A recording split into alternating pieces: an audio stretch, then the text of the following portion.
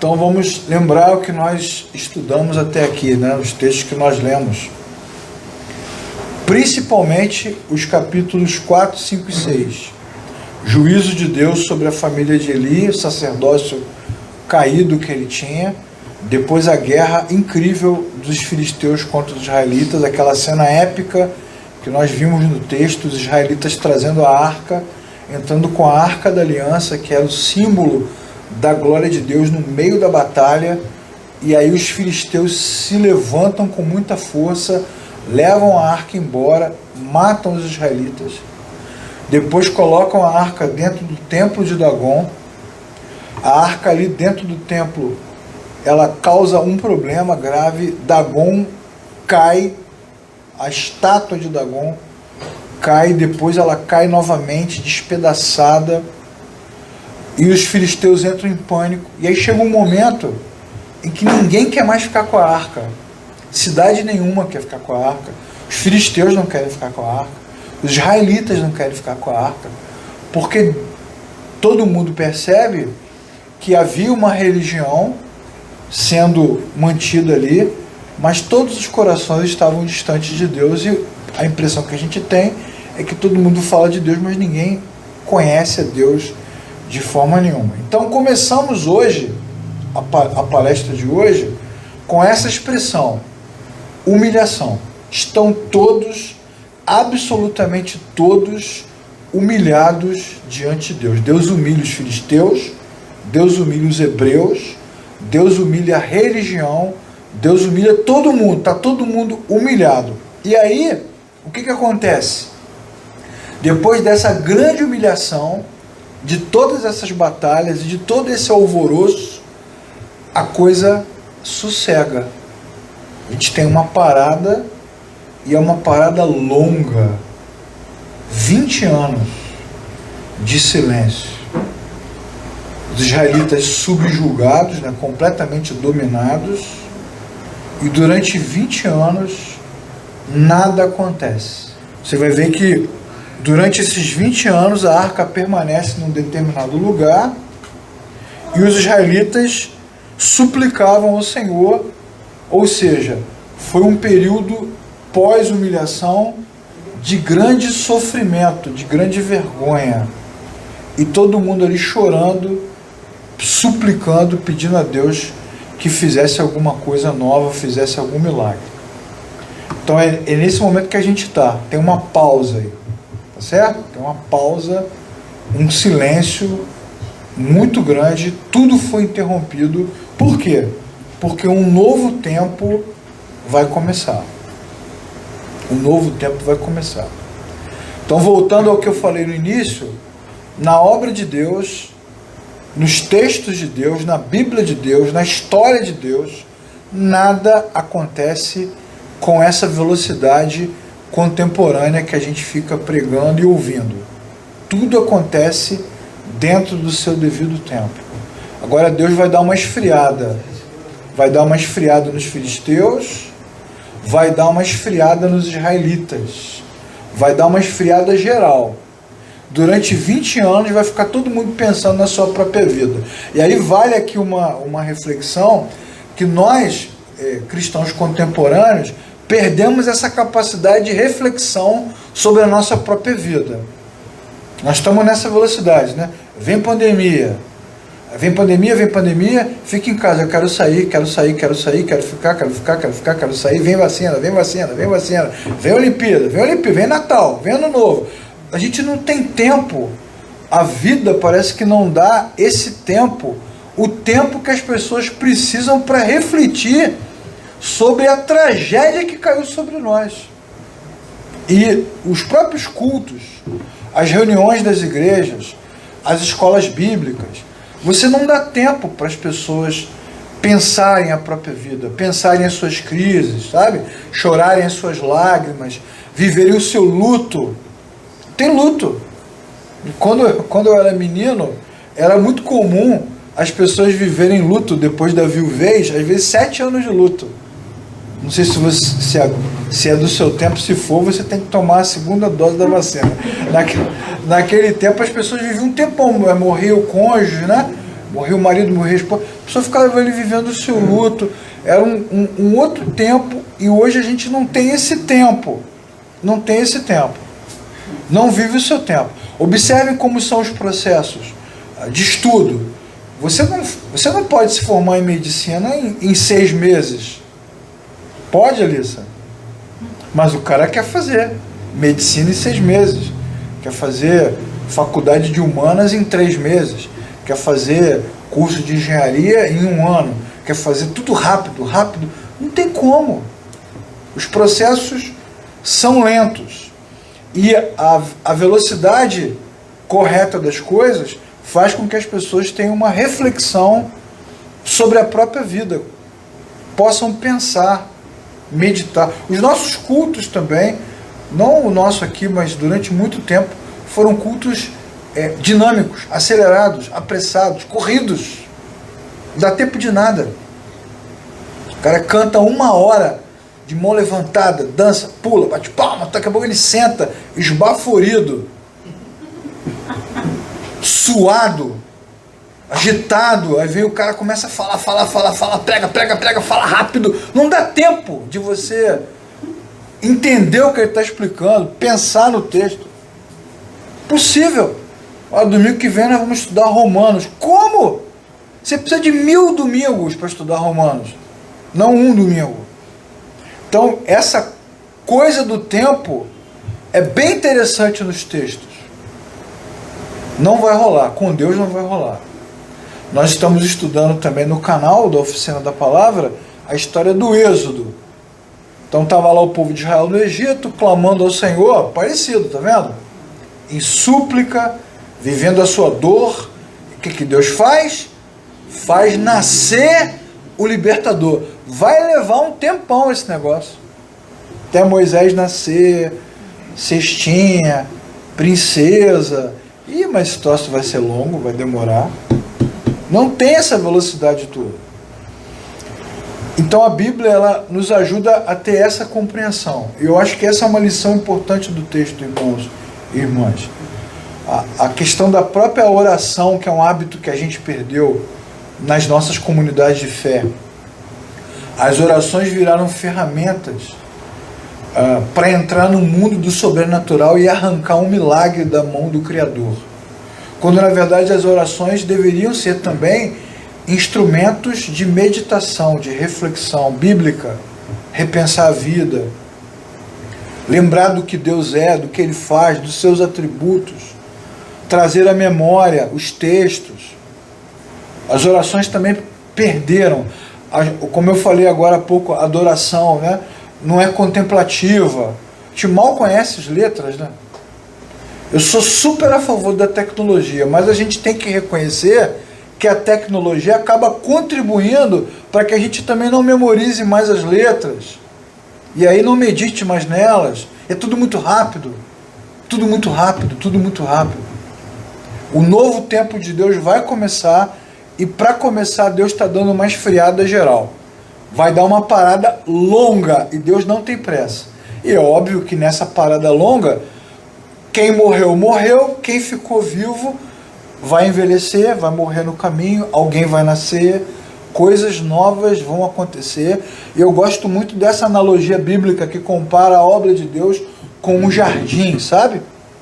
Com um campo, com uma plantação, onde nós somos cooperadores da lavoura. Essa coisa de jogar as sementes, esperar o tempo. Eu plantei, fulano regou, mas quem faz crescer é o Senhor. Leva tempo. Então agora Deus vai dar uma esfriada geral. Baixou a bola dos filisteus, baixou a bola dos hebreus, e nós temos que admitir que muitas vezes o nosso Deus, que nos ama, que nos salvou, também baixa a nossa bola legal. E a gente ainda fica ali igual, né, siri na lata. Bom, lembrem-se do texto. O que a Bíblia vai nos mostrar? Que a fé dos hebreus era verdadeira, mas com o tempo ela se tornou a fé no mito. Era uma fé verdadeira num Deus vivo, que estava na sarça, que abalou o Egito, que falou com Moisés, que estava na coluna. Era um Deus vivo, real, visível, tangível, mas com o tempo ele foi ficando mítico, ou seja, virou uma história, virou uma lenda, virou uma ideia. E aí a fé que é mítica também fica mística. Em vez de colocar a fé em Deus, passou a colocar a fé na arca de Deus. Ficou mística. Ficou também sincrética. O que é o sincretismo? É a mistura com as demais religiões e culturas. Ficou também falsa. E, obviamente, o povo de Israel, por tudo isso, ficou perdido. E aí nós vimos que a falta de luz, a falta de clareza bíblica, cria os mesmos efeitos na nossa vida. Nós também, muitas vezes, mesmo tendo nascido de novo, se não houver no nosso coração e na nossa vida disposição para continuar aprendendo sobre os textos e lendo e servindo, com o tempo a fé verdadeira vai ficando mítica, daqui a pouco ela fica mística, daqui a pouco ela fica sincrética, falsa, e a gente também se perde pelo meio do caminho. A própria igreja romana, nós citamos aqui na outra palestra o conceito da reforma protestante, a igreja romana, de onde saíram os protestantes, ela foi um dia a igreja cristã primitiva do primeiro século, mas ela foi transportando, né? Em vez de fé em Cristo, a fé na cruz, na madeira. Em vez de fé no Espírito, a fé nos homens, nos mártires. Em vez de sacerdócio pessoal, universal, a fé nos padres, no clero, nos líderes. Aí vai ficando mítico, místico, sincrético e falso. E era assim que os israelitas estavam, e aí Deus vai intervir. Os mitos precisam cair. Se você estava aqui, ótimo. Se você assistiu, muito bem. Se você não assistiu, na descrição desse vídeo vai ficar lá a mensagem da outra semana, né, que é os mitos e os seus efeitos. Os mitos precisam cair. Quais os mitos que precisavam cair na cosmovisão, no imaginário dos israelitas? Primeiro, o mito da preferência. Nós somos especiais, nós somos os melhores e Deus está sempre do nosso lado. O que a gente viu no texto anterior? Que Deus estava do lado dos filisteus. Agora no capítulo 7, o que a Bíblia vai dizer? Que Deus se opõe aos filisteus. Deus está do lado de quem, irmãos? Deus está do lado dele. Não está nem do nosso lado, nem do lado de ninguém. Deus está do lado dele. E é a gente que tem que ficar do lado de Deus. Porque do lado de Deus vai dar certo no final. Então, esse mito da preferência tem que cair. Que é uma coisa também que permeia o nosso imaginário religioso. Todo mundo fica doente, eu não vou ficar. Todo mundo tem problema, eu não vou ter. Todo mundo... Não tem isso, não tem essa preferência que nos poupa, que nos blinda, que nos torna, né, pérolas, menina aos olhos de Deus, preciosos, especiais, incrível, você é incrível. Não, não tem isso. Isso é um mito. Isso é um mito, o mito da preferência. Isso tem que cair, e caiu. E caiu com arca e tudo.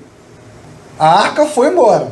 Outro mito que tinha que cair é o mito do ritualismo. Ok?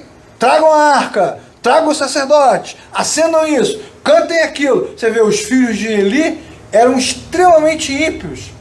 Não estavam nem aí para nada, roubavam as pessoas, se prostituíam no meio do arraial. Daqui a pouco aparecem os caras carregando a arca. Que moral que eles têm, que condição eles têm, mas é um rito.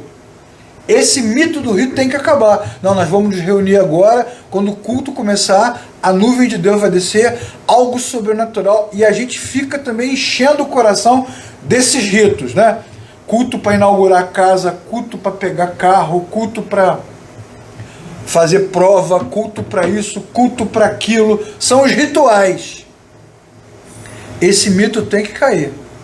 Porque se esses ritos forem mais importantes para nós do que Deus, quando o bicho pegar, vai cair com arca, com culto, com tudo, vai cair tudo junto.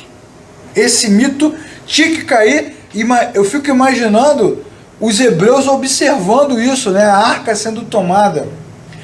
Imagine, os irmãos, vamos fazer aqui um exercício de conjectura, tá certo? Imaginário. Isso não está escrito no texto, a gente também não viu nada, mas vamos pensar numa hipótese. Nós sabemos pelos textos que a arca era um instrumento usado nos cultos e que ninguém podia botar a mão na arca, irmãos. Não é isso que a gente aprende o tempo todo?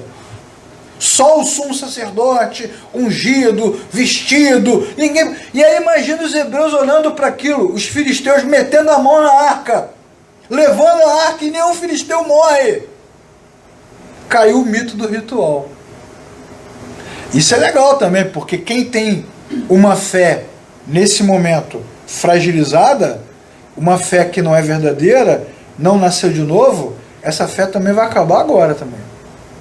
Só ficarão os que realmente amam o Senhor. Imagina os caras olhando de longe, nossa, o cara botou a mão na arca e não aconteceu nada. Não aconteceu nada. Agora o que é mais legal é os filisteus indo embora com a arca, né? Viu? Tomamos a arca. Esta arca é uma palhaçada. Esta arca não funciona. Esse Deus não existe. Aí eles botam no templo, o ídolo cai, os caras vão ficando doentes, os filisteus morrem. Então o mito do outro lado também está caindo, de que Dagon é maior. Dagon não existe, irmãos. Esse mito também está despencando. O mito do ritual. Outro mito que tinha que acabar é o mito dos poderes sobrenaturais. A arca vai entrar, né? A glória de Deus, a Shekinah de Deus. Acabou, não tem nada, não tem poder nenhum. Não tem poder sobrenatural. Tem uma cena muito interessante no Antigo Testamento. O povo de Israel está no deserto e Deus diz a Moisés, não tem água. Deus diz a Moisés assim, diga a pedra que dê a água. Vocês lembram dessa passagem? Ou eu inventei esse texto agora? Tem uma pedra, Deus fale com a pedra. Por quê? Porque se Moisés falasse com a pedra, né, assim diz o Senhor, bem veterotestamentário, né? Pedra, o Senhor ordena. O povo de Israel se alegraria em Deus que deu a ordem, mas Moisés não fez isso. Moisés já estava irado da vida, Moisés já estava nervoso, que Moisés era vascaíno, o Vasco foi rebaixado, ele estava já irritado com isso. Ele pegou o cajado e bateu na pedra. Então o que acontece? O que o povo pensa? Esse cajado abre o mar, esse cajado faz a glória descer, esse cajado faz a água. Onde está o poder, irmãos? Está no cajado. Para muitos irmãos o poder está no púlpito, o poder está no livro, o poder está na roupa. Falamos aqui, o poder está no chofar, está no óleo, está na terra, está nisso, está naquilo. Então, esse mito tem que cair. Não vai cair para o bem, vai cair para o mal. E quando Moisés age dessa forma, vocês lembram da passagem? Como prêmio, o que Moisés recebeu? Perdeu o ticket para pegar o metrô que levava para a terra prometida. Deus tomou, você não vai entrar. Deus ficou irado com ele, você não pode fazer isso. Eu não divido a minha glória com ninguém. Que conversa é essa? Acabou. E Moisés pediu, por favor, Senhor, agora eu comi a carne moída, eu comi a dobradinha, eu comi a farinha, eu comi o angu, vai servir agora o filé mignon à piamontese. Eu não vou. Não vai. E não entrou. Outra coisa que tem que cair, o mito, é a tradição. E olha, irmãos, eu vou dizer uma coisa, os fariseus são a prova disso, as nossas igrejas também são a prova disso. A tradição nos consome. Tem gente que se apega a marcas, a nomes, a placas. Nasci assembleano, nasci batista, nasci congregacional. O cara chega a chorar, você é congregacional? Pô, sou, cara, congregacional. Eduardo. O cara vibra. Se agarra à tradição. Jesus fala para os discípulos, olha os fariseus, eles sentaram na cadeira de Moisés. Sentaram na cadeira de Moisés. E eles batem no peito, nós somos filhos de Abraão. Isso tem que cair. O mito da tradição tem que cair. E por fim, tem que cair também o mito da autoridade espiritual. Foi a arca, com o sacerdote e tudo. Foi tudo junto para o saco, porque os sacerdotes morreram na batalha também. Eli morreu depois da batalha. Então os mitos têm que cair. Se nós quisermos, irmãos, termos uma vida firme na fé, perto de Deus, do início ao fim, os mitos têm que cair. E nesse sentido, se Deus nos ama e nós nascemos de novo, o Senhor, quando for necessário, vai intervir e vai derrubar mito por mito, um por um, até que a nossa mente seja liberta. Porque se tem uma coisa que é decisiva na vida cristã, é a mente. Todo cristão de verdade tem a sua mente livre. Amém, irmãos? Amém. É a luz de Deus, a verdade de Deus, a luz de Deus, ela tem poder para destruir os mitos, as inverdades, as falsidades. É por isso que às vezes o camarada nasce de novo, muitas vezes tem um encontro com Cristo de verdade numa igreja duvidosa, confusa. Nesses muitos anos de ministério, de trabalho, de dedicação, eu conheci vários irmãos que se encontraram com Cristo em igrejas esquisitíssimas. Mas, em algum momento da caminhada, o Espírito de Deus foi incomodando os corações. Ó, sai daí, sai fora. Aí não. Por quê? Por causa da lucidez. Irmãos que não tinham líderes para que os ensinassem, e esses irmãos começaram a ler a Bíblia sozinhos em casa. E Deus então foi trazendo luz. E às vezes você nem entende exatamente o que tem errado. O que está errado no discurso. O que está errado no ritual. Mas aquilo começa a incomodar o cara. É Deus que está inquietando. Aí não. Aí está ruim, cara. É a luz da presença de Deus iluminando o coração. Ah, Leclerc, mas isso significa que eu posso encontrar a Cristo então em qualquer lugar? Que eu não posso reclamar? Não, deixa ele lá. Não, irmão, não significa. Porque se Cristo não está sendo pregado, você está numa armadilha. Porque isso também é um mito entre nós, né?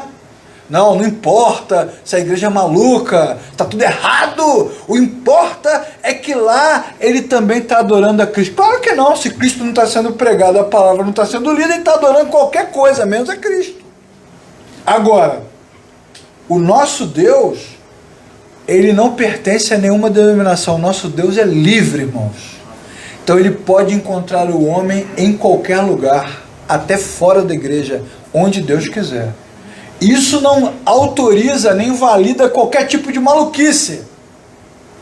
Se por acaso Deus me encontra num local onde Cristo não é pregado, eu fui muito alvo da graça de Deus. É muita misericórdia. E aí Deus vai me iluminar em algum momento, porque a verdade de Deus acaba com isso. Vocês veem, os israelitas distantes de Deus, eles nem mereciam mais Deus, irmãos. Se for por mérito, não tem mérito nenhum. Deus está intervindo por amor dele mesmo, por amor da sua própria palavra, por amor do seu próprio coração.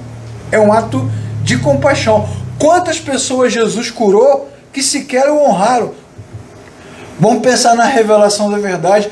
Quantas verdades foram reveladas? Primeiro a Bíblia vai dizer que os sacerdotes não se importavam com o Senhor. Está lá, 1 Samuel 2,12. Os filhos de Eli não se importavam com o Senhor. E é fato, nesses anos todos, irmãos, nessa indústria vital, eu vi muitos líderes que não se importavam com Deus, nem com a Bíblia, nem com nada. Quando tinha o culto, entrava no automático, entendeu? Começou. O cara baixa um negócio nele ali e começa. Mas não se importa com aquilo. Se importa com nada. Outra verdade clara, os religiosos, eles não conduziam as pessoas ao Senhor. Eles ameaçavam, está no texto. 1 Samuel, me dá a sua oferta, me dá o seu sacrifício. Peraí, cara, eu nem acabei de sacrificar, não interessa, me dá, senão eu vou tomar. Eles ameaçavam. Hoje nós temos muitas lideranças que não conduzem as pessoas a Deus, mas vivem à base de ameaça. Você não crê nisso não? Deus vai te tomar. Deus vai te... Tem um vídeo famoso na internet que ele fala, você está duvidando do profeta, você vai ficar cego. Não tem um vídeo assim famoso? Vai ficar doente, eu vou jogar sobre você, agora uma palavra profética, você vai ficar ruim. Olha quanto amor. Os religiosos desprezavam a obra de Deus. Desprezavam tudo. Desprezavam mesmo. Algumas igrejas hoje, os líderes nem conhecem os membros. É um negócio, é um mercado, é um emprego, é um trabalho, é isso, é aquilo, o que você quiser chamar. É um desprezo total.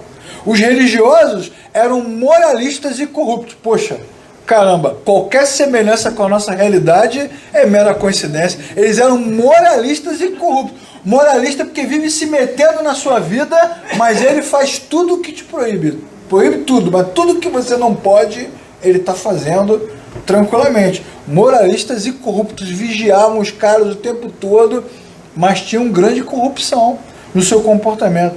Era a lei do farinha pouca, meu pirão primeiro. A Bíblia diz que Eli foi acusado por Deus de honrar mais os seus filhos do que a Deus. Você honra mais os seus filhos do que a mim. Ou seja, é um cuidado, né, pessoal, particular. Primeiro eu, primeiro a minha casa, primeiro os meus filhos, primeiro a minha vida, primeiro a gente aqui. E dane-se o resto, inclusive Deus. Então era essa lei que vigorava. Os caras ficavam ali cuidando deles mesmos. Usufruíam daquilo. A Bíblia diz que os levitas, quando foram separados para o sacerdócio, o trabalho deles era ensinar a palavra. Eles não tinham terra para plantar, eles viviam do dízimo das outras tribos, a dedicação deles era inteira, era integral, era intensa. Então, um levita de verdade, vocacionado, consagrado, jamais se beneficiaria da tristeza, da pobreza, da desgraça dos outros. E hoje você tem líderes de diferentes denominações, riquíssimos, milionários. A glória de Deus pertence a Deus. Isso é muito legal, né? Porque observe os textos, a gente vai lembrar das passagens, os sacerdotes eram corruptos, o povo estava corrompido, ninguém ligava para nada, mas a lâmpada de Deus continuava acesa. E Samuel já estava lá. Por quê? Porque Deus não pertence a igreja nenhuma, irmãos, a líder nenhum. A glória de Deus pertence a Deus. Isso vai sempre nos lembrar a famosa passagem do profeta Elias, quando ele acaba de enfrentar Jezabel, os seus sacerdotes. Ele percebe que nada adiantou, porque Jezabel continua poderosa, vingativa, cruel. Então ele se entristece, ele foge para a caverna, desaparece por um tempo, fica ali meio que no exílio, né, como se fosse o Luke Skywalker no seu exílio Jedi, fica lá escondido, só os entendedores entenderão nesse momento. E aí Elias está ali chorando, quando Deus então aparece para ele e diz: o que você está fazendo aí, Elias? E ele responde: só eu sobrei, ninguém mais te ama, ninguém mais se importa. E esse é o cúmulo da nossa pobreza espiritual, irmãos, achar que só nós aqui, nessa pequena comunidade, somos os crentes verdadeiros, que amamos a palavra, que não tem mais crente, que não tem mais igreja. Ora, irmão, seria muita ingenuidade da nossa parte e presunção também. Que é mais ou menos a resposta que Deus dá para ele: rapaz, você é muito presunçoso. Você acha que não tem ninguém, mas existem 7.000 joelhos que nunca se dobraram. E por que esses joelhos não se dobraram? Porque o povo de Deus e a obra de Deus pertencem a Deus, irmãos. E a mais ninguém. Pode ter 1.000 sacerdotes corruptos. Quando Deus quiser se manifestar, ninguém poderá impedir. Amém, irmãos? Ninguém poderá impedir. O inimigo é apenas um instrumento de Deus. Essa é uma das maiores revelações do texto. O inimigo não tem autonomia. Filisteu perde quando Deus dá a ordem para perder, ganha quando Deus dá a ordem para ganhar, irmãos. Quem comanda é Deus, sempre. O inimigo não tem autonomia na obra de Deus, no universo de Deus. O inimigo age dentro daquilo que Deus estabelece para ele. Então, se os filisteus estão atacando, é porque Deus abriu a porta para o inimigo entrar. E nós não devemos jamais ser ingênuos ou presunçosos a ponto de achar que o nosso inimigo hoje, que o inimigo das nossas almas, tem autonomia para ir, para entrar, para sair, para fazer acontecer. Quem comanda a nossa vida é Deus, irmãos. Então os filisteus estão ali trabalhando para Deus, gostando ou não gostando. Tem várias passagens na Bíblia que falam sobre isso. Por exemplo, o profeta Abacuque, ele entra em crise quando descobre que os caldeus destruirão os judeus porque Deus os enviou para fazer esse trabalho. E Abacuque fala, como assim? Como assim o ímpio para destruir o justo? Está vendo? É aquela coisa de nós somos melhores, nós somos especiais. Não são. Não são. Outra verdade revelada, a fé dos hebreus era mítica, mística e pagã, igual a dos filisteus. Outra verdade revelada, se o homem não ama a palavra, Deus silencia. Se nós queremos os cultos abençoados aqui ou em qualquer lugar, nós precisamos criar o hábito de amar o Senhor e servir ao Senhor. Toda vez que a gente vier para o culto com essa disposição, hoje eu quero estar com os meus irmãos para orar, para ouvir a palavra. Hoje eu quero, aqui no meu quarto, na minha casa, tirar 10 minutos. Toda vez que o homem se dispõe a ouvir, Deus envia a sua palavra. Agora, quando a gente não quer ouvir, Deus se cala. E aí são só letras. Se a palavra, como letra, como léxico, como língua, tivesse poder, era só botar versículo no outdoor, na cidade toda.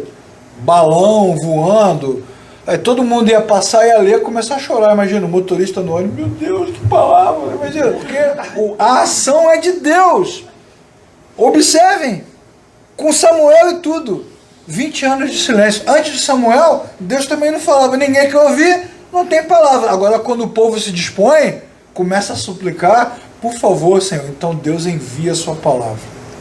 Essa história também, bem religiosa. A palavra foi fraca, hoje o culto foi fraco, o cara fica esperando o movimento. Olha, irmão, se você foi ao culto, não para assistir uma reunião, ou para participar de um evento, mas se você foi ali para cultuar ao Deus da sua vida, quando a palavra de Deus for lida, Deus falará ao seu coração. Agora, súplicas sem novo nascimento são inúteis. O povo está clamando e nada vai acontecer. Vocês perceberam, irmãos? Abra a sua Bíblia, olhe para o texto. Vocês perceberam o que o Samuel disse para o povo? Ó, já tinha tido a guerra, já tinha tido o problema, já tinha acontecido a profecia de Deus contra Eli, o juízo já tinha caído, a arca tinha ido embora, uma vergonha coletiva, 20 anos se passar, 20 anos, irmãos. E olha o que Samuel diz: se vocês querem voltar-se para o Senhor de todo o coração, livrem-se dos deuses. Não é possível, irmãos, que depois de todo esse tempo, toda essa experiência, depois de tudo o que aconteceu, o povo de Israel, os hebreus, continuavam idólatras, se curvando a outros deuses. Consagrem-se ao Senhor. Diz o versículo 4 que os israelitas se livraram dos balaíns, dos postes consagrados. Eles continuavam idólatras. Ou seja, as súplicas eram inúteis. Estavam orando para quem? Para Deus ou para os deuses? A súplica é inútil, não adianta. Não haverá luz, graça, ação divina enquanto não houver novo nascimento. Moralismo não converte corações, irmãos. Você pode se vestir como crente, andar como crente, mudar as suas atitudes, abandonar um monte de práticas e o seu coração continua o mesmo. Não adianta, não adianta. Por isso que os fariseus foram rejeitados, os saduceus foram rejeitados, e Cristo se inclinou aos publicanos, às prostitutas, aos leprosos, aos doentes, aos falidos, aos caras de outras nações, porque eles tinham os mesmos problemas, mas abriram o coração, eles estavam dispostos a fazer o que fosse necessário. E os hebreus nos representam nesse sentido, né, irmãos? Nós somos eles, coração duro, coração que não quebra, coração que não desmonta, não desce do palco, não perde a pose, cara. Como? Depois disso tudo, ainda tem que Samuel dizer assim, quebrem os ídolos. Os caras ainda tinham ídolos. Eles tinham ídolos no coração. Então a verdade está clara. Deus não está vendo? É claro que Deus está vendo. E por fim, só a palavra de Deus pode trazer luz. É Samuel, através da palavra, do ensino, é que vai trazer luz a esse coração. Então nós, que estamos lendo, precisamos aprender com o texto. Se nós não inclinarmos o coração à palavra de Deus, continuaremos míticos, místicos, sincréticos, incrédulos e quem sabe até idólatras, distantes de Deus. Só a palavra de Deus traz luz. Incrível, né? Você vê que teve guerra, teve intervenção, teve tragédia, teve tudo. E os caras não entenderam nada. É o nosso caso, irmãos. É o nosso caso. Quais são os efeitos da verdade? Leclerc, agora você vai falar sobre Ebenezer? Não. Porque nós já falamos sobre isso. Tem um vídeo, tem uma preleção que nós fizemos aqui, cujo título é esse, Ebenezer. Eu expliquei tudo sobre o sentido da palavra, do texto, por que Samuel ergueu aquele monumento. Vou colocar na descrição do vídeo para quem quiser assistir. Nós não vamos falar disso agora porque não é isso que está em jogo. O que está em jogo é outra coisa, é a mudança. É a mudança que Deus está fazendo. O primeiro efeito é a humilhação. Todo cristão de verdade está humilhado. Toda vez que Deus mostra a sua glória, o homem se humilha. Quando Deus aparece na sarça, Moisés se humilha. Quando Deus se revela para os egípcios, no peito e na raça, eles são humilhados. Quando Isaías contempla o Senhor, ele se humilha. Quando Pedro vê o Senhor, se humilha. Quando João vê, ninguém fica de pé diante de Deus. Todo mundo está humilhado. Coloca o homem no seu devido lugar. Bom, mas aí eu queria lembrar esse texto famoso aqui de Mateus 23. Vamos ler Mateus 23, versículo 12, que é o texto que todo crente usa como frase de efeito para fazer a mudança no mundo espiritual, né? Mateus 23, versículo 12. Todo aquele que a si mesmo se exaltar será humilhado, e todo aquele que a si mesmo se humilhar será exaltado. Como é que os irmãos falam esse versículo? Como é que fala? Os humilhados serão exaltados, não é assim? O cara está naquela furada, naquela quebrada, tudo dando ruim, de repente ele dá um brado, não, eu não aceito, porque os humilhados serão exaltados. Mas é isso que está escrito no texto, irmãos? Não, irmão. De onde o pessoal tirou esse versículo? Os humilhados serão exaltados. A Bíblia nunca disse isso.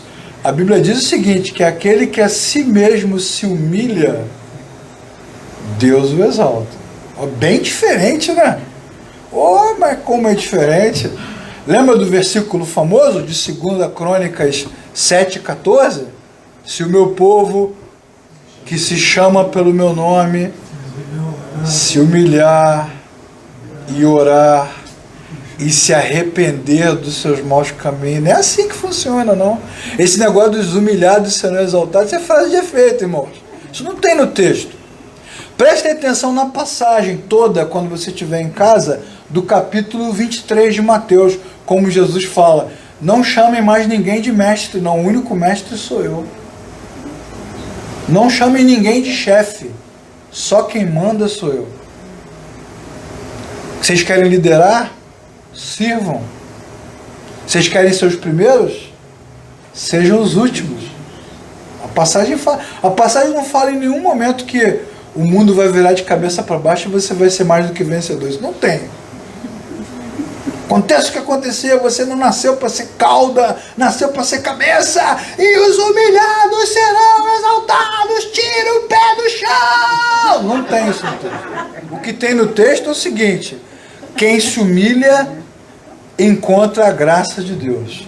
Lembram das outras passagens? Deus resiste ao soberbo. Deus resiste àquele que tem coração altivo. Ou a passagem do Salmo 51, quando Davi conclui, Deus não quer sacrifícios. Se Deus quisesse sacrifícios, se isso satisfizesse, agradasse a Deus, eu daria todos os sacrifícios. Mas o que Deus quer é o coração quebrantado e contrito. Isso o Senhor não rejeitará.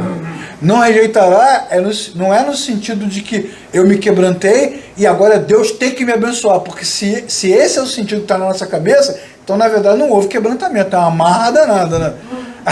Isso é uma maluquice, né? O que o texto está dizendo é o seguinte, que Deus é favorável. Sempre me faz lembrar a passagem da rainha Esther. Ela sabia que se chegasse na presença do rei sem ser chamada, ela poderia ser morta, destituída, escravizada ou qualquer coisa. Então o que ela faz? Ela conta com o favor do rei. E quando o rei olha para os olhos daquela mulher humilhada, quebrantada, disposta a sofrer o dano, se necessário, o rei então estende o cetro e lhe concede um favor e diz: peça, minha rainha, e até metade do meu reino eu te darei. Então ele tem muito poder, mas ele cede porque ele vê nela o coração quebrantado. E é isso que o texto está dizendo. O que Deus está esperando de Israel? Humilhação, quebrantamento. Ou vai acontecer uma humilhação voluntária, ou Deus vai amassar o povo até que ele seja humilhado, porque existe uma aliança entre Deus e os hebreus. Mas nós, que somos evangélicos contemporâneos, só citamos as alianças quando falamos das bênçãos, né? As tendas que serão estendidas, as estrelas do céu que eu vou contar, a areia do mar que eu vou contar, né? Que as coisas, as muitas bênçãos que eu vou tomar posse, mas não falamos da relação de aliança que tem também deveres, compromissos, disposição que foi feita voluntariamente. Então a humilhação está aí. Preste atenção no texto e não diga mais isso: os humilhados serão exaltados. Não necessariamente. Os que se humilham, que a si mesmos se humilham, repetem o modelo do seu mestre, que é Jesus. Filipenses capítulo 2, versículos 5 a 11. Tenham em vocês o mesmo sentimento que também havia em Cristo Jesus, que sendo ele Deus, em forma de Deus, não desejou ter, por usurpação, exigir o seu direito como Deus, antes esvaziou-se, assumiu a forma de homem, de servo, e foi obediente até a morte, e morte de cruz, e por isso Deus o exaltou soberanamente. Ele deu um nome que está acima de todo nome. Por isso que ele foi exaltado, porque ele se humilhou. Ele é o nosso mestre, porque nós nos humilhamos, Deus então pode nos exaltar. Nesse sentido que o texto está ensinando, e é a regra agora. É a regra. E você vê que o povo está ali suplicando e Samuel está dizendo: não, primeiro vocês têm que mudar essa atitude. Lembram do santificai-vos? É um versículo também clichê de igreja. Santificai-vos, irmãos, porque amanhã o Senhor fará maravilha no meio de vós. Tira o pé do chão. Brado de Josué: santificai-vos, porque amanhã é isso. Quebre os ídolos. Livrem-se desses comportamentos pagãos, pô. Entra no prumo. Porque se tiver ritmo aí, tiver uma caminhada bacana, amanhã o Senhor fará maravilhas no meio de vós. Não é uma santificação religiosa, entende? É uma mudança de postura. Segunda coisa que o texto vai nos ensinar como efeito da verdade: confissão. Que não se deixem levar pelos diversos ensinos estranhos. É bom que o nosso coração seja fortalecido pela graça, não por alimentos cerimoniais, os quais não têm valor para aqueles que comem. Temos um altar do qual não tem direito de comer os que ministraram no tabernáculo. O sumo sacerdote leva sangue de animais até o Santo dos Santos, com oferta pelo pecado, mas os corpos dos animais são queimados fora do acampamento. E Jesus sofreu fora das portas da cidade para santificar o povo por meio do seu próprio sangue. Portanto, saiamos até ele, suportando a desonra que ele suportou, pois não temos aqui na nossa vida uma cidade permanente, mas buscamos a cidade que há de vir. Por meio de Jesus, portanto, ofereçamos continuamente a Deus um sacrifício de louvor, que é fruto dos lábios que confessam o seu nome. O que o autor de Hebreus está nos ensinando? Que esses sacrifícios de animais, de coisas, e transportando para o nosso tempo, de cultos, de dinheiro e de um monte de coisa, isso não tem menor sentido. Se dentro de nós, se na nossa mente, a nossa vida não confessar a Cristo Jesus como Senhor. Podia levar 1000 arcas, não ia resolver. Porque o sacrifício que agrada a Deus não é feito com animais ou com sangue. Todo esse processo ritual do Antigo Testamento era simbólico e pedagógico. Mas isso não agrada a Deus. O que agrada a Deus é o coração quebrantado. Então Deus vai dizer muitas vezes: esse povo me honra com os lábios, mas o seu coração está longe de mim. Ou como diz a Malaquias: eu não aguento mais tantos sacrifícios. Isso me incomoda. É muita música, é muito culto. Essa gordura entra pelo meu nariz e me incomoda. Deus não tinha mais prazer, porque o prazer de Deus não está nos rituais, mas no coração de quem se coloca diante do Senhor. Então o que nós precisamos é ter um culto. Se a gente fosse mudar a linguagem aqui, adaptar ao nosso tempo, os nossos cultos não têm sentido se a nossa confissão não for um culto verdadeiro ao Senhor. O sacrifício, como diz o versículo 15, né, que devemos oferecer a Deus continuamente, é um sacrifício de louvor. Ou seja, a nossa oferta deve ser uma oferta de louvor, de exaltação a Deus, à obra de Deus, ao plano de Deus, aos atributos de Deus. E essa exaltação, esse falar, esse cantar, esse dizer, precisa ser resultado, fruto de lábios que confessam o seu nome, e não mecanicamente. Porque mecanicamente nós fazemos, cantamos, falamos, dizemos. Você pega aí hoje, por exemplo, o gospel como um estilo de música. Vários cantores globais, vencedores do Grammy, na parada de sucesso. Esses caras gravam suas músicas, muitas vezes cantam hinos. Você pode entrar no YouTube e você vai ver vários deles famosos cantando hinos, cantando músicas que são músicas sacras, são músicas religiosas. E o que isso tem de verdadeiro? É só palavras. Palavras jogadas ao vento. Os fariseus eram assim, cheios de palavras. Mas o sacrifício verdadeiro, o culto verdadeiro, deve ser uma confissão. E é isso que Samuel espera agora, que eles realmente apresentem algo de valor. Quebrem os ídolos, mudem a postura e se humilhem diante do Senhor. E aí Deus dá uma ajudinha, né?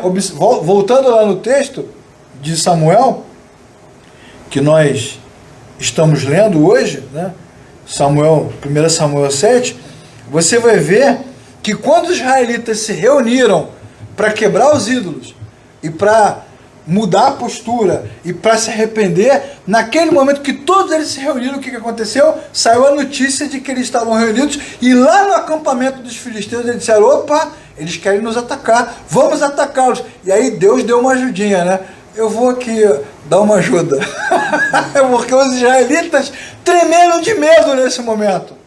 E aí o medo, a dor, o sofrimento, ainda que seja uma coisa que a gente não gosta de ouvir, muitas e muitas vezes é uma ferramenta que Deus usa para nos colocar no prumo, né, irmãos? O que a gente vai fazer? Vai lutar contra essa realidade? Não é? A Bíblia diz que quando eles se reuniram, no versículo 7, quando os filisteus souberam que os israelitas estavam reunidos, os governantes dos filisteus saíram para o ataque. E quando os israelitas souberam, ficaram com medo e disseram: Samuel, não pare de clamar. Olha só, agora apertou, né? Agora nós vamos quebrar os ídolos, vamos quebrar na mão, vamos quebrar tudo. Senhor, por favor, faça alguma coisa. Vocês lembram na passagem do Êxodo, quando o faraó oprimiu os judeus, os hebreus, o gemido deles subiu aos céus.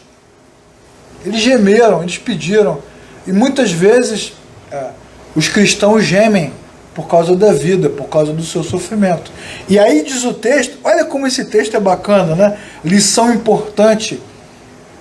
Os servos de Deus não vivem pelo poder, nem pelo ritual, nem pela religião. Os servos de Deus vivem pela fé, irmãos, completamente dependentes de Deus. O que é a dependência? Não é sair por aí: Senhor, ai, eu não tinha dinheiro para comprar pão hoje, tomar café, alguém joga um pão em cima de mim. A dependência de Deus significa o quê? Que eu arriei os meus pneus. A presunção e a arrogância estão no chão. Eu não tenho mais o que fazer. Eu vou aqui ficar sentado esperando Deus. Eu não tenho mais o que fazer. Eu não vou gritar. Não tem mais arca. Não tem mais tradição. Eu não tenho mais nada. Já perdi muita gente. Muitos já morreram. O que nós vamos fazer agora? Então eles clamam. E eles dependem de Deus. E é muito legal esse momento da passagem, porque é um momento em que Samuel fala assim, não, tranquilo, vamos servir ao Senhor. Olha que bacana. Quantos cultos nós já perdemos, irmãos? Quantos domingos, quantos dias em que poderíamos estar juntos, perdemos nas nossas casas, nos nossos quartos, no trabalho, remoendo as nossas dores, tentando arrumar mais tempo, fazer mais hora extra para suprir, quando na verdade, em menos tempo talvez, aqui junto com os irmãos, com o coração quebrantado, enquanto o cheiro suave do sacrifício sobe, quem sabe Deus nesse momento não estivesse lutando as nossas guerras. É a arrogância humana que ainda acha que resolve. E nesse momento de total dependência e fragilidade, olha que lição incrível. Samuel, não, ninguém vai sair, vamos aqui, vamos servir ao Senhor. E enquanto eles adoravam e choravam e clamavam e sofriam e gemiam e a gordura subia, Deus enviou o quê? Tiros, armas, bombas, química, doenças, hemorroidas, ratos, gafanhotos. Não! Deus fez o céu trovejar. Incrível, né, irmãos?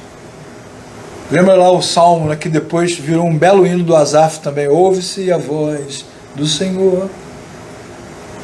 Troveja o Deus da glória. Muito legal, cara. Trovejou. E aí o que Deus fez? Colocou medo no coração dos filisteus. Irmãos, o que podemos temer se o Deus dos exércitos está conosco? Isso mostra a magnitude de Deus e a fragilidade humana. É que a obra de Deus é feita com fé e graça, irmãos. Romanos 1,17 vai nos ensinar que a justiça de Deus se revela do princípio ao fim pela fé, porque o justo pela sua fé viverá. Então nós vamos fazer o quê? Levamos a arca, não deu certo. Gritamos, não deu certo. O chão tremeu e não deu certo. Agora nós vamos nos humilhar. E essa fé que descansa, que espera, que se aquieta, ela vem sendo construída dentro de nós pela graça de Deus, porque nem essa fé a gente é capaz de produzir. Como diz o texto de Efésios 2, 8 e 9. Pela graça sois salvos, por meio da fé, mas isso não vem de vós. É dom de Deus. E é dom de Deus para que nenhum de vocês ache que tem mérito, que fez, que creu. Né? Ninguém vai se levantar aqui agora. Eu sabia! Eu falei desde o início que o filisteu ia cair, porque Deus exalta os humilhados serão. Isso não vai acontecer. Isso não vai acontecer. Porque o Deus que está trovejando lá, em cima dos filisteus, já trovejou primeiro aqui, dentro do meu coração.